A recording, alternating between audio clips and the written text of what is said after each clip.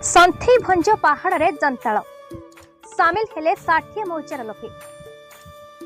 केन्दुझर सदर ब्लॉक अंतर्गत पलासपंगा गाँव पूर्व भागर अनति दूर सन्थी भंज लंडा पहाड़ शिखर में जंताल पर्व महासमारोह पालित हो जाइछे। एठारे थिबा पंचमुहा होई रहिथिबा एक देवीशाला रे पूजा अर्चना करा जायथला। प्रति वर्ष भाद्रव मास कृष्ण पक्ष शून्या पूर्व एही शालापीठरे मां बनदुर्गा पाखरे गौड़ देश दंडपाटर 60 खंड मौजार गाँ प्रधान मान तत्वावधान विभिन्न गाँव आसीथिबा भोग मां निकटरे लागि करा जायथाय। वर्तमान 43 गोटी मौजार अधिवासी पूजा अर्चना करने निमंते मां निकट को आसी थांती।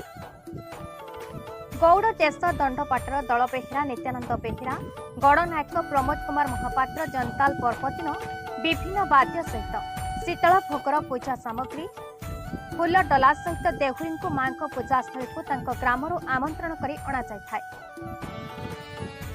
देहुरी मां को पवित्र जल में स्नान पर घृत हलदी क्षीर आदि पंचामृत मर्दन कलापर नूतन वस्त्र पिंधाई पूजा अर्चना कार्य शेष कर पूजा कले अंचल बसवास कर रहुथिबा गाँ मानकर प्रजा मानकर कौनसी रकमर बसंत मिलिमिला हाड़भोजी हईजा दैवी दुर्विपाक रोग होई नथाय बोली पूर्व पुरुषर विश्वास रही आसी। एसहित चाषी मानकर धान गछरे कौनसी प्रकार रोग लगी नथिबा बेले लोक माने सुख शांति रहंती बोली विश्वास रही आसी। तेबे प्रत्येक वर्ष भली चलित वर्ष मध्य महा आडंबर रे कंताल पर्व पालित हो जायछि।